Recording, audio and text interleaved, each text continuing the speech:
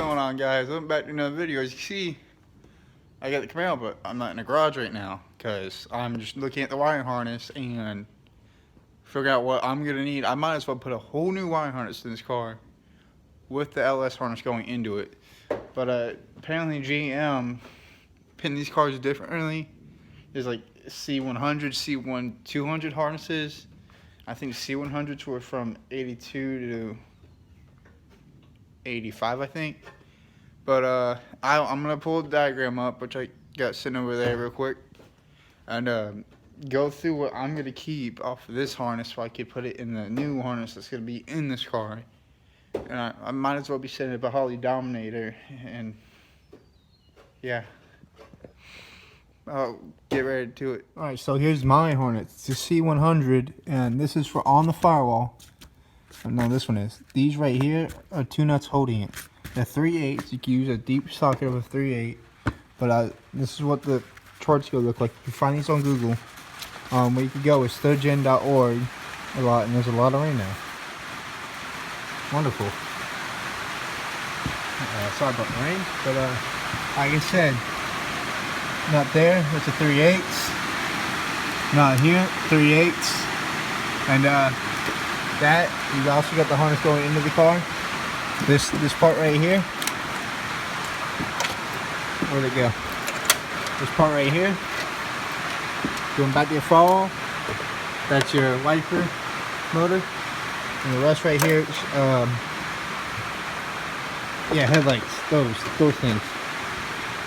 But yeah, as you can see, mine was hacked up. I used whatever I could to get the 305 running.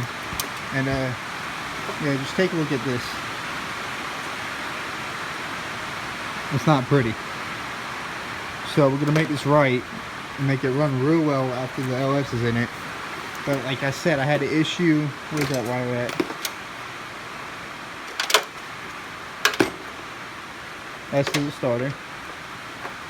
This wire right here, for the car to actually start, had to be hooked up to the alternator. But anytime I put a timing light on it, it was wrong. It would arc real bad. So this wire, don't put this in this. Well, what it was doing to the battery, it kept sending, even when the car was off, it was sending power, and I was like, why is the battery draining so quick? And I did some stuff on the alternator. This is bad, and I had a plus the wire right here for the battery behind this is gonna come off. This is all gonna be redone. That's my temp sensor for the small block. This, I thought double grounding it would help, but obviously it didn't, because it's not a not a frame. I was trying to just rush the car so I could have it running again, because I was in a rush in January to try to get the car up North Carolina and do some things up here. But yeah, let me get this wiring harness out of the firewall and bring it out here so I can show you guys what exactly you're gonna need for the LS swap.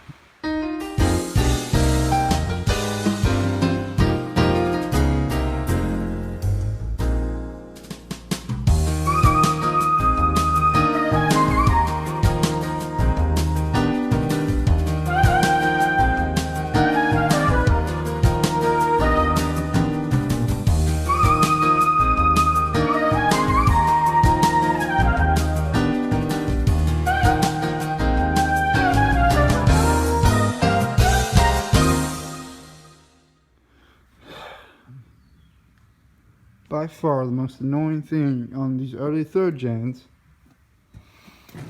is this. I got that screw, that nut undone. This nut is not wanting to come undone because it sucks. But as you see, it looks a lot cleaner in here, doesn't it? That cable that went to the battery is gone. That's temp sensor cable. And it's all cleaner in here actually. I'll go get ready to start doing the stuff for the LS. Look at all this junk. I'm gonna need a few wires off of this main harness still.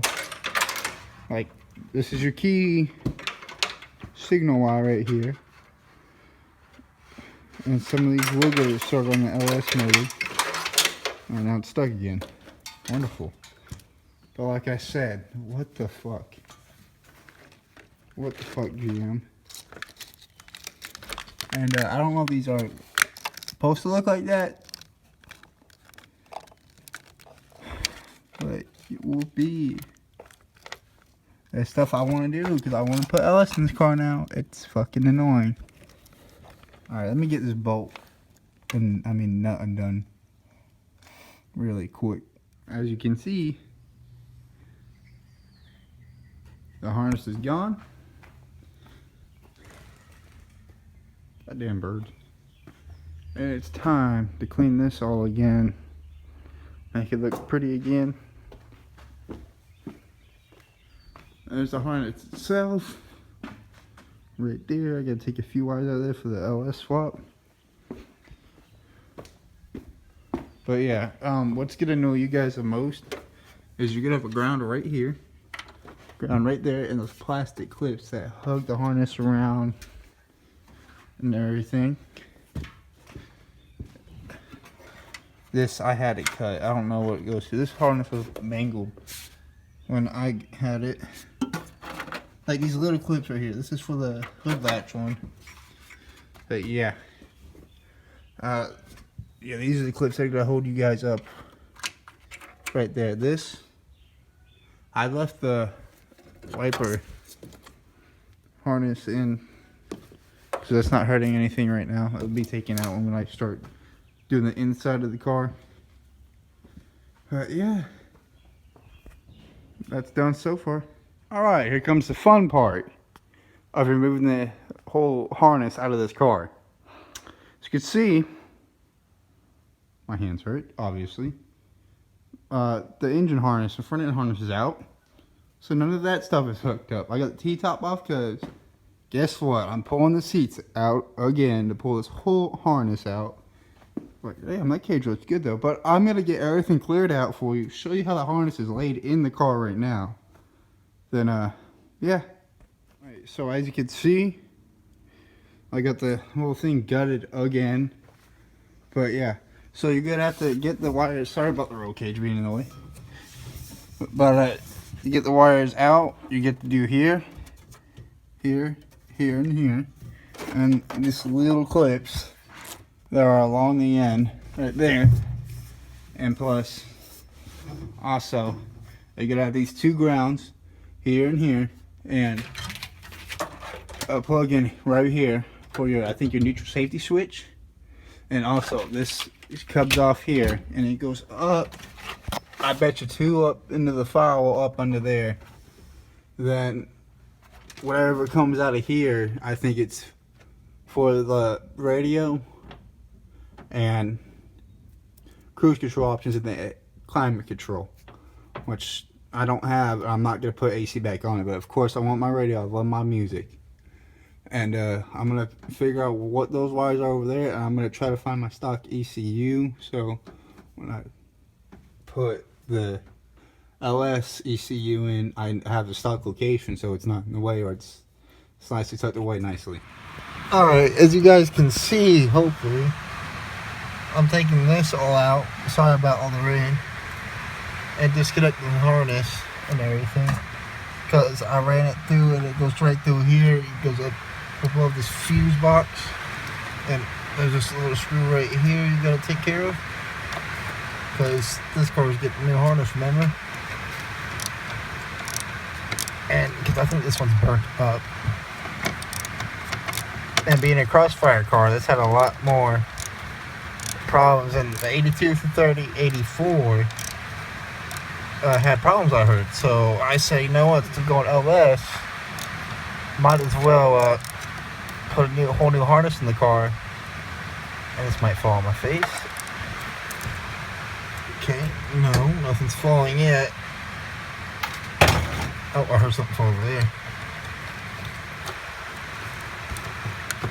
Okay, so with those two bolts that I undid, as you can see, this wiring mess up here that I gotta undo. So let me undo that and I'll bring everything down with it. So I got most of the harness undone. Now the dash has to come out, which I am not doing right now today because I am done for the day. Because as you can see, I got most of the wiring harness out of the car. And I started taking apart the gauge cluster. And the dash has to come out now because it's all under the dash now. But you know, the wire block that goes right here, I finally got out. And yeah, that does not look too good. So we're kind of in trouble there. Which blows my mind. How did this car run then? Yeah. But tomorrow that dash is coming out and I'll show you guys how to do that also in this video. Alright, so this video has been carrying on for a few days now because dealing with this difficult harness and these early third gens are annoying. But now I gotta take there's my hand, the dash pad off because I want to do this the right way because rushing the car was stupid. And I rushed it for a few reasons, but that's on me because I had stuff planned, but obviously that fell through. And yeah, so car's getting a whole new wire harness. As I said, I got most of it unhooked from the engine bay's harness is gone. I took care of that. That's out. I'm only working on interior. The hatch area harness, I still got to get the taillight harness out from behind the bumper, but that's going to wait. But I'm going to show you guys where the bolts would be on this dash pad, and I'm hoping, I've never taken this dash pad off, that there's no rust. So as you can see, I got the dash pad out. And whoever owned this car before me, I never took the dash pad off this car, so you guys get on me about the comments about it. But look what they did. They wrapped vinyl around it and stapled it. But here's the thing, you're gonna have 7mm screws here, go here, here, here. There should be more along the way. There was only 3 holding the damn thing in. So, which is funny I thought it was funny, but it doesn't seem that bad until you can feel the crack and you can see it right here. So that's out. Let's look at the dash.